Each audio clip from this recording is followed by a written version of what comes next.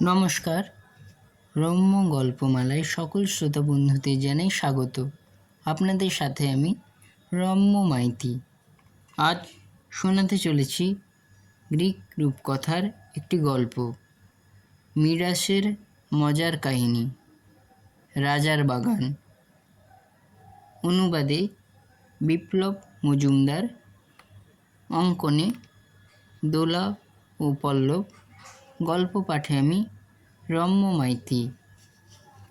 আজকের গল্প মিডাসের মজার কাহিনী, রাজার বাগান। দেবী আইডা জন্ম দিলেন এক ফুটফুটে সন্তান।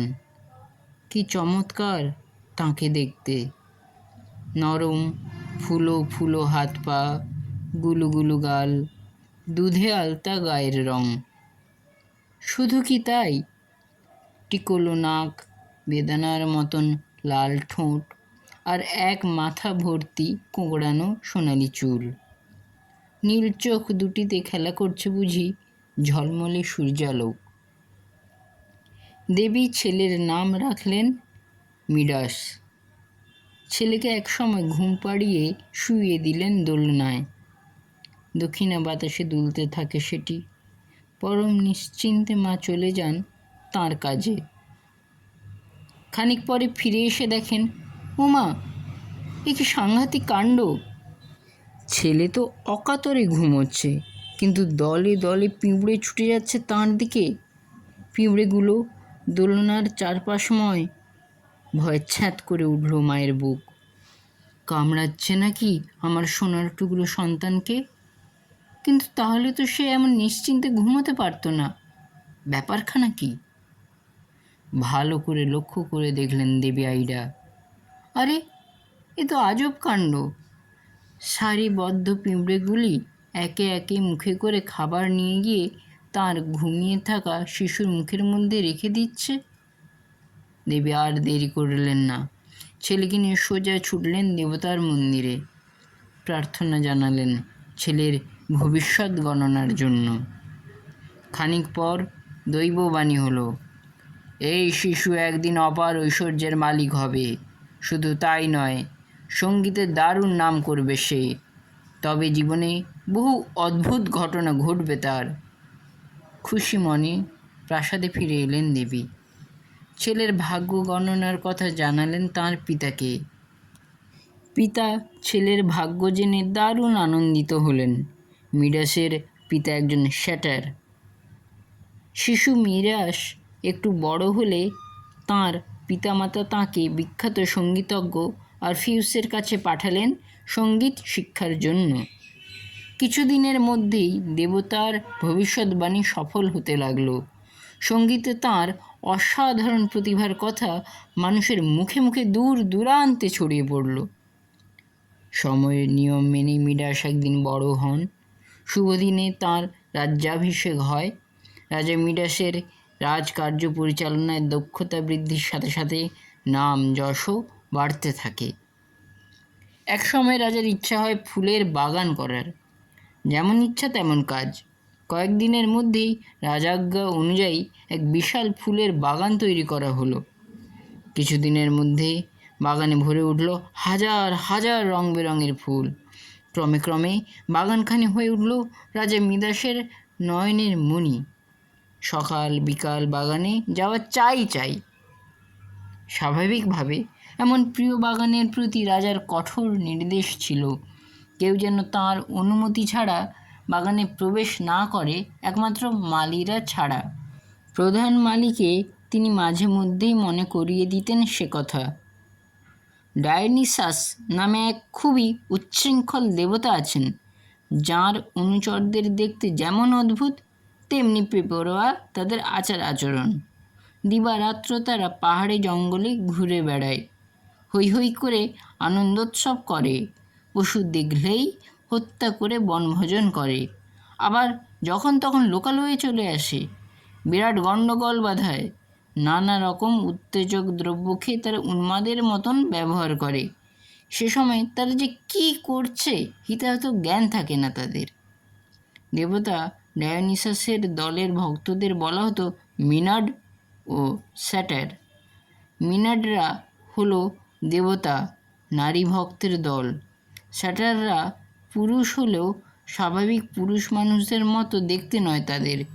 তাদের দেহের ঊর্ধ্বাংশ পুরুষের মতন, তবে ঘোড়ার কানযুক্ত। নিম্নাংশে অর্থাৎ পায়ের শেষ প্রান্ত ছাগলের মতন খুরযুক্ত। এছাড়া তাদের ছিল ঘোড়ার লেজ। দেহের গঠন দারুণ বলিষ্ঠ। ডায়োনিসাসের দলে এক স্যাটার ছিল, যার নাম সাইলেনিয়াস। সে ছিল দারুণ পণ্ডিত ও অসম্ভব বুদ্ধিমান। স্বয়ং দেবতা ডায়োনিসাসকে সে শিক্ষাদান করত। একদিন সে উন্মাদ অবস্থায় রাতের অন্ধকারে কি জানি কেন রাজা মিডাসের প্রিয় বাগানে ঢুকে পড়ল। তারপর দুমদাম করে এলোপাথাড়ি খানিকটা পথ চলে বেশ কিছু ফুলের গাছ নষ্ট করে একসময় ফুল গাছেদের উপরই ঘুমিয়ে পড়ল। রাজার শখের বেশ কিছু প্রিয় ফুল গাছ নষ্ট হলো। সকালবেলা প্রধান মালি বাগানে ঢুকে তো চমকে গেল। হায় হায়, বাগানের কি দশা কে করলে? এখন রাজামশাই দেখলে আমার ঘাড়ে কি আর মুন্ড রাখবে? হঠাৎ মালির চোখ গেল সাইলেনিয়াসের প্রতি। সে তখন নাক ডাকিয়ে মহানন্দে ঘুমোচ্ছে ফুল গাছের ওপর। আর যায় কোথায়? ধর ধর, মার বেটাকে, বেঁধে নিয়ে চল রাজার কাছে। সকলে মিলে তাকে বেঁধে নিয়ে হাজির করলো রাজা মিডাসের কাছে। অভিযোগ শুনে রাজা তো রেগে লাল। বলে, কি, আমার শখের বাগানে ঢুকে সব তছনছ করেছে? এত দুঃসাহস! উত্তেজনায় ক্রোধে তাঁর মুখ দিয়ে কোনো কথা বের হলো না। তিনি ভাবতে লাগলেন হতভাগাকে কি শাস্তি দেওয়া উচিত যাতে তাঁর গায়ের ঝাল মিটবে। এদিকে মালির লোকজনদের চেঁচামেচি ও মার খেয়ে ঘুম ভাঙতে না ভাঙতে তারা তাকে পিছমোড়া করে বেঁধে রাজার কাছে যখন নিয়ে আসলো, সাইলেনিয়াস বুঝতে পারল তার অপরাধের গুরুত্ব কতখানি। রাজার প্রিয় ফুল বাগান নষ্ট করার পরিণামে এখনই তার গর্দান যেতে পারে, সে কথা বুঝতেও দেরি হলো না সাইলেনিয়াসের। সে তৎক্ষণাৎ এক চমৎকার উপায় বার করল। সে বলল, মহারাজ, গত রাত্রে এক মজার দেশ দেখে এলাম আমি। সে এক দারুণ অভিজ্ঞতা। রাজা মিডাস যেমন রেগে যান তাড়াতাড়ি, খুব শিগগির তাঁর সে রাগ পড়েও যায়। এমনিতে খুবই ভালো মানুষ তিনি। সাইলেনিয়াসের কথায় জবাবে গম্ভীর কণ্ঠে তিনি বললেন, মানে রাজামশাই, আমি বলছিলাম কি, আমরা কেবল এশিয়া, ইউরোপ ও আফ্রিকার কথাই জানি, কিন্তু এর বাইরেও যে কোনো দেশ থাকতে পারে তা কখনো ভাবিনি। দেখা তো দূরের কথা। কি বলতে চাও তুমি? রাজার গলায় খানিক আগ্রহ। সাইলেনিয়াস সুযোগটা কাজে লাগায়। সে বলতে থাকে, মহারাজ, 7 সমুদ্র পাড়ি দিয়ে যেতে হয় সেই দেশে, আফ্রিকার খানিক উত্তরে। কি বলছো তুমি? আফ্রিকার আরও উত্তরে আবার কোনো দেশ আছে নাকি? বিস্ময়ে ঝরে পড়ে মিডাসের কণ্ঠে। তাহলে আর বলছি কি মহারাজ, প্রকাণ্ড এক ঈগল পাখি আমাকে ছোঁ মেরে সেদিন পাহাড়ের মাথা থেকে তুলে নিয়ে যায়। আমি তখন স্নান করছিলাম পাহাড়ি ঝর্ণায়। প্রথমটায় ঈগল তো আমাকে খেয়ে নেবে ভেবেছিল, কিন্তু আমি যখন নিজেকে সাইলেনিয়াস অর্থাৎ দেবতা ডায়োনিসাসের শিক্ষক বলে পরিচয় দিলাম, সে আমার প্রতি সদয় হলো। কথায় কথায় ঈগল আমায় বলল, চলো পণ্ডিত, তোমাকে এক নতুন দেশ দেখিয়ে নিয়ে আসি। তারপর রাজার তর সয় না বুঝি। সাইলেনিয়াস বুঝতে পারল রাজার ভাবনা চিন্তা অন্যদিকে ঘুরিয়ে দিতে পারছে সে বলে যায়, তারপর মহারাজ, সেই মস্ত ঈগল আমাকে এক অদ্ভুত দেশে নিয়ে গিয়ে নামিয়ে দিল আর বলল, যাও পণ্ডিত, বেশ করে ঘুরে ঘুরে দেখো, 2 দিন পর তোমাকে নিয়ে যাব আমি। ঈগল উড়ে গেলে আমি হেঁটে হেঁটে শহর দেখতে লাগলাম। আপনাকে কি বলবো মহারাজ, কি চমৎকার সেখানকার বাড়িঘর, রাস্তাঘাট। শুনলাম সেই দেশে কোনো গরিব লোকই নেই, সকলেই অর্থবান। শুধু তাই নয়, তারা সুখী। সেই রাজ্যে কেউ কোনো অপরাধ করে না, মানুষেরা বাঁচে অনেক অনেক দিন। তাই নাকি? অবাক হন রাজা মিরাস। মহারাজ, তখন আমি জানি না আমার জন্য কি দারুণ বিস্ময়ে অপেক্ষা করে আছে, সে কথাই বরং আগে বলি আপনাকে।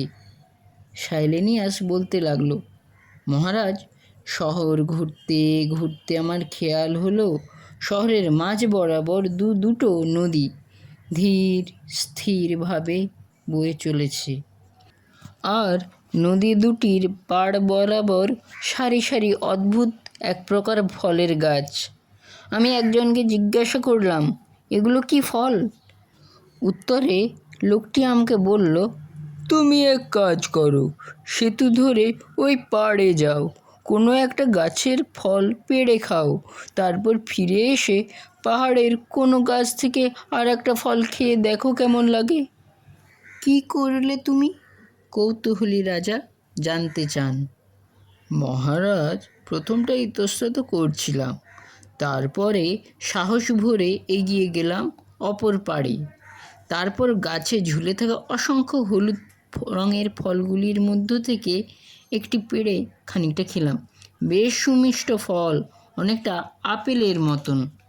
কিন্তু মহারাজ, কয়েক মুহূর্ত পর আমার শরীর কেমন করতে লাগলো, অসম্ভব যন্ত্রণা হতে লাগলো বুকে। মহারাজ, সে যন্ত্রণা কোনো দৈহিক যন্ত্রণা নয়, কেমন একটা মানসিক যন্ত্রণা, অনেকটা প্রিয়জন হারানোর মতন। আর আমার কি কান্না পেল মহারাজ, আপনাকে কি বলবো, হাউ হাউ করে কাঁদতে লাগলাম আমি, বুঝি আমার মারা গেছে কেউ। তারপর বিস্ময়ে চোখ কপালে উঠে রাজার। তারপর মহারাজ, ওইভাবে কাঁদতে কাঁদতে আমার মনে পড়ল সেই পথচারীর নির্দেশ, অর্থাৎ অপর পাড়ে আর একটি ফল খাওয়ার কথা। আমি তাই করলাম। অপর পাড়ের গাছগুলির ফলের রং লাল। সেটির একটি ফল পেড়ে খানিকটা খেলাম কাঁদতে কাঁদতেই, ঠিক একই রকম স্বাদ। খানিক পর মহারাজ, আমার কান্না থেমে গেল, সে মানসিক দুঃখ বোধটাও উবে গেল, পরিবর্তে এক অদ্ভুত ভালো লাগায় ভরে গেল মনটা। এক বিরল অভিজ্ঞতা হলো আমার। আর কি কি ঘটলো সেখানে, জানতে চান রাজা। মহারাজ, আর একটা মজার কথা শুনলাম সেখানে। আপন মনে হাঁটছিলাম আমি রাস্তা ধরে, হঠাৎ দেখলাম বেশ কিছু লোকজন একটি শিশুকে কবরস্থ করবার আয়োজন করছে। আশেপাশে দাঁড়িয়ে জনাপুঞ্জিশেক নারী পুরুষ। ফুটফুটে শিশুটিকে দেখে দুঃখ হলো আমার। কৌতূহল বশত কাছে এগিয়ে গেলাম। একজনকে জিজ্ঞাসা করলাম, কি হয়েছিল শিশুটির, যাতে এমন অকালে মৃত্যু এসে কেড়ে নিল তাকে? আমার প্রশ্নের লোকটি বিস্মিত হয়ে বলল, অকালে? ওনার তো স্বাভাবিক মৃত্যুই হয়েছে। আমি অবাক হলাম, বললাম, শিশুকালে মৃত্যুকে আপনি বলছেন স্বাভাবিক মৃত্যু? তখন ভদ্রলোক বললেন, মনে হচ্ছে আপনি ভিনদেশের মানুষ, তাই কিছু জানেন না।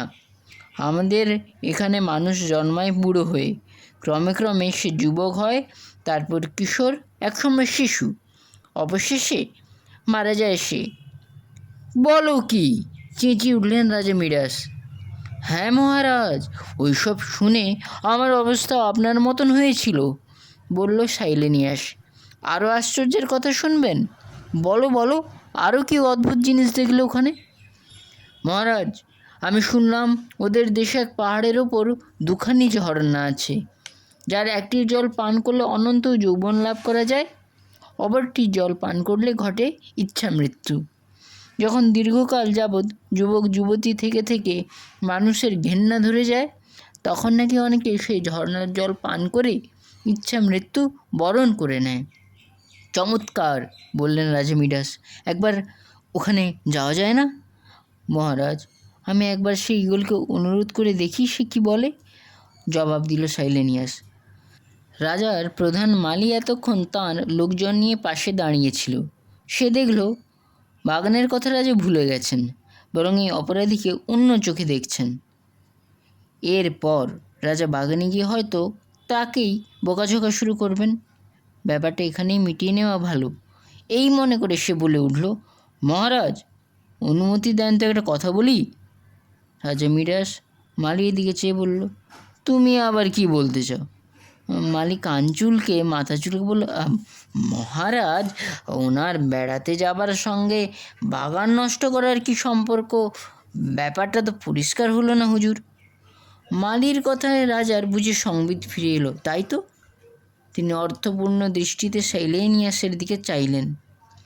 অতীব বুদ্ধিমান সাইলেনিয়াস তৎক্ষণাৎ বলে উঠলেন, ঠিকই মহারাজ, ঠিকই। মালিক খুবই বুদ্ধিমানের মতন প্রশ্ন করেছে। এমন প্রশ্নই স্বাভাবিক। কারণটা বলি আপনাকে। ঈগল আমাকে 2 দিন মাত্র সময় দিয়েছিল দেশখানিক ঘুরে দেখার জন্য। 2 দিন পর সন্ধেবেলা সে আমাকে আগের মতন তার থাবায় ধরে ফিরিয়ে নিয়ে আসে। এত দূরের পথ, আকাশপথে ফিরতে অনেকটা সময় লেগে যায়। এখানে যখন সে নিয়ে আসে তখন মধ্যরাত। সে আমাকে আপনার বাগানের মধ্যে ফেলে দিয়ে যায়। রাতের অন্ধকারে পথ চিনতে না পেরে এলোমেলো খানিকটা হেঁটে শেষমেশ শুয়ে পড়ি আমি। ভাবি সকাল হলে পথ খুঁজে নেব। আর ভোর হতেই এই বিপত্তি। লোকজন আমাকে বেঁধে মারতে মারতে নিয়ে আসে আপনার কাছে।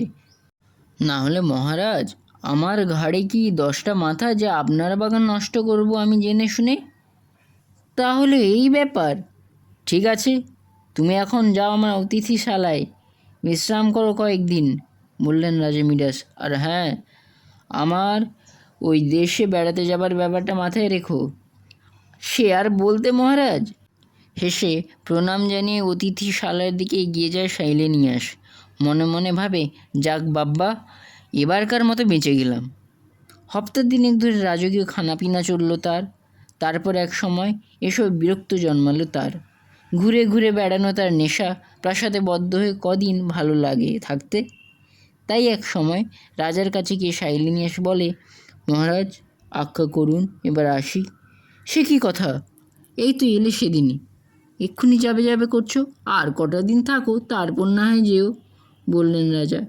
মহারাজ, দেবতা ডায়োনিসাস জানেন না আমি এখন কোথায়।